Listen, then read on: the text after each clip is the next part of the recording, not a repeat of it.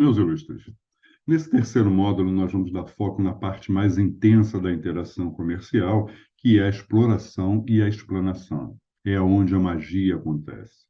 Por ser uma fase muito intensa, eu a dividi em 4 módulos menores. E nesse módulo nós vamos falar sobre a essência da exploração e da explanação. Eu quero começar o tema com uma reflexão. O ser humano se comunica desde o início da sua história, e essa foi uma habilidade fundamental para a nossa sobrevivência e a nossa evolução. Então eu pergunto, se fazemos isso há tanto tempo, por que ainda enfrentamos tanta dificuldade? Antes de nos aprofundarmos na reflexão, aproveite a vinheta e se inscreva no canal, pois tem mais novidade vindo por aí.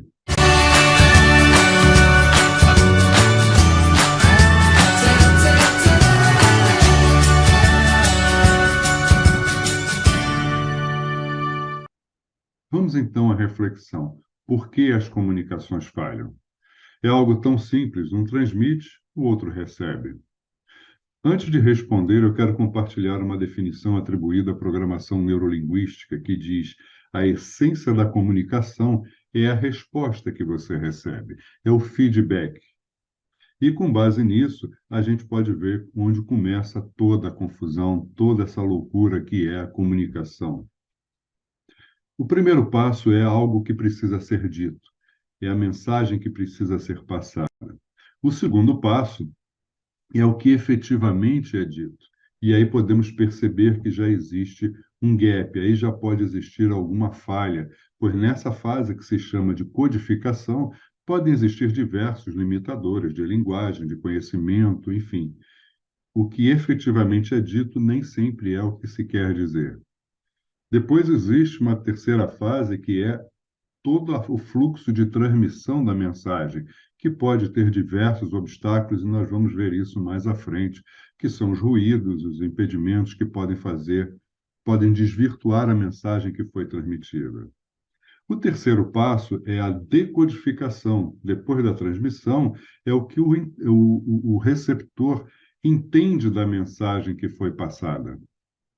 E aí, por último, vem como ele reage, ou seja, o feedback. O fluxo da informação já mostra por si só diversos pontos de fragilidade, onde a comunicação pode falhar. Agora, imagina quando acrescentamos a isso perfis distintos de interlocutores, com suas idiosincrasias, com suas limitações, seus estilos, suas preferências. Aí muita coisa pode dar errado.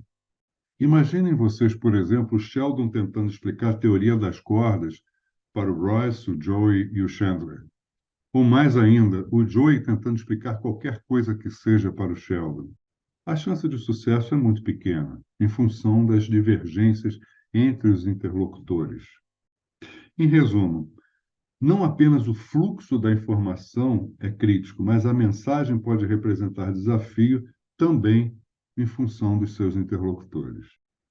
Em função dessa complexidade, existe uma literatura muito rica, apresentando ferramentas, metodologias para melhorar a comunicação. Eu não vou abordar mais do mesmo, porque vocês já devem ter visto muito e existe muita coisa disponível na internet para vocês pesquisarem. Eu vou comentar apenas 2 aspectos que eu considero são os mais críticos para uma boa comunicação. E para esses 2 aspectos, eu vou citar 3 dicas de cada um deles. O primeiro deles é a assertividade. Eu tenho alguns vídeos que eu chamo de reflexões em 1 minuto.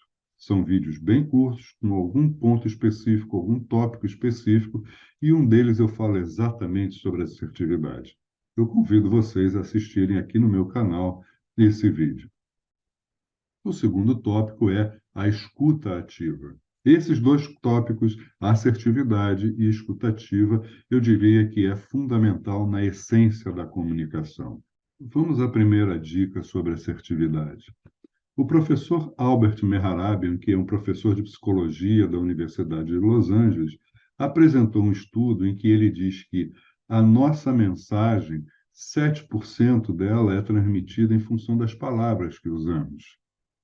38% é transmitida em função do tom de voz que nós usamos, a forma como nós falamos, o nosso tom de voz. E 55% dela é em função da linguagem corporal. O filósofo americano Ralph Emerson, já falecido, disse uma vez que o que você faz fala tão alto que eu não escuto o que você diz. E aí a gente pode verificar a importância da comunicação. Quando a gente vai falar de assertividade, é fundamental que exista uma consistência, é fundamental que exista uma unidade contextual sobre o que estamos dizendo, como estamos dizendo, as palavras e os comportamentos. E a melhor forma de garantir a assertividade é sendo sincero. Ser sincero é fundamental, porque evita qualquer divergência entre as mensagens que estão sendo passadas. Assim como a sinceridade é um grande aliado da assertividade, existem os inimigos da assertividade, que são o sarcasmo, por exemplo. Muitas pessoas não têm capacidade de perceber quando estamos sendo sarcásticos, e isso pode estar sendo percebido como uma mensagem verdadeira. Da mesma forma, gírias, jargões, indiretas, precisamos evitar os inimigos da assertividade para garantir o sucesso da mensagem. E o terceiro, conheça os limites do seu interlocutor. Como eu falei lá sobre Joe e os Friends, precisamos entender qual é o limite do nosso interlocutor para evitar que a gente passe uma mensagem que não consiga ser decodificada. Nós codificamos, como mostrei lá na frente, transmitimos a mensagem, ela precisa ser decodificada. A competência dos dois precisa ser idêntica para que possa ser decodificado exatamente o que foi transmitido. Um exemplo disso eu vi recentemente, um dos ministros do STF disse a seguinte mensagem: é preciso ressaltar que a experiência concreta que se submete o Brasil nessa fase de exceção, nesse regime de exceção, constitui para essa e para as próximas gerações uma grande advertência que não pode ser ignorada. Quando eu ouvi essa mensagem, eu falei, meu Deus do céu, o que quer dizer isso? Que fase de exceção, que regime de exceção estamos vivendo? Que grande mensagem que não pode ser ignorada. Eu não consegui perceber o que estava sendo dito. A mensagem certamente foi transmitida, foi codificada com base nos conhecimentos técnicos, jurídicos e legais do ministro. Mas eu, leigo no assunto, não consegui entender nada do que foi dito, só fiquei preocupado com a mensagem que foi transmitida. Uma vez eu estava num voo e o comandante falou: vamos voar a uma altitude específica, vamos voar a uma velocidade específica e voaremos com um vento em cauda de 30 quilômetros por hora. O que significa isso? Devemos ficar preocupados? Devemos ficar tranquilos? O que vai acontecer com essa informação, com isso que foi passado? Para garantir que a mensagem seja adequadamente decodificada, precisamos nos preocupar muito com os limites, com o perfil do nosso interlocutor. Nas 3 dicas de escuta ativa, a primeira delas eu chamo de bloqueios. São os bloqueios que existem para que a gente possa receber a mensagem e para que o transmissor consiga transmitir a mensagem. Por isso eu digo bloqueios e empatia. Nós, como receptores, deveremos entender também, nos esforçar para entender as dificuldades que o transmissor pode estar tendo para adequar a sua mensagem ao nosso perfil. Muitas vezes assumimos que a mensagem foi passada adequadamente, mas algumas vezes podem existir limitações. E só mesmo a gente se colocando no lugar do transmissor para entender os seus desafios ao passar uma mensagem adequada, podemos perceber melhor o que está sendo dito. Então, a empatia, assim como os bloqueios, é fundamental nesse momento.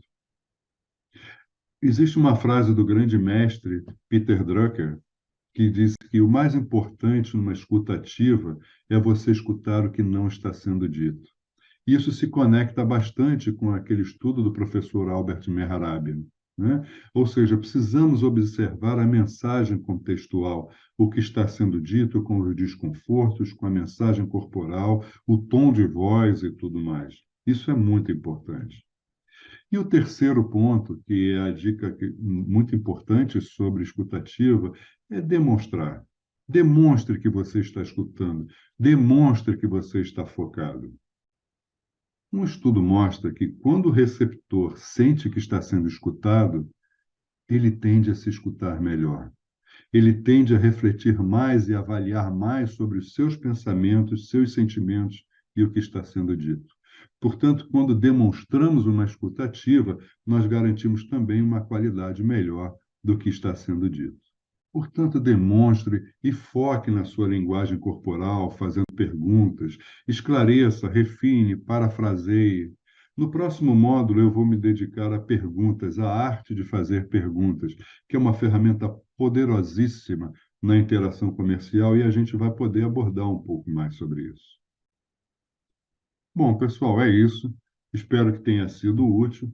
Verifique nos comentários os outros módulos disponíveis e se inscrevam para vocês serem informados, pois novos vídeos, novos temas estão sendo disponibilizados.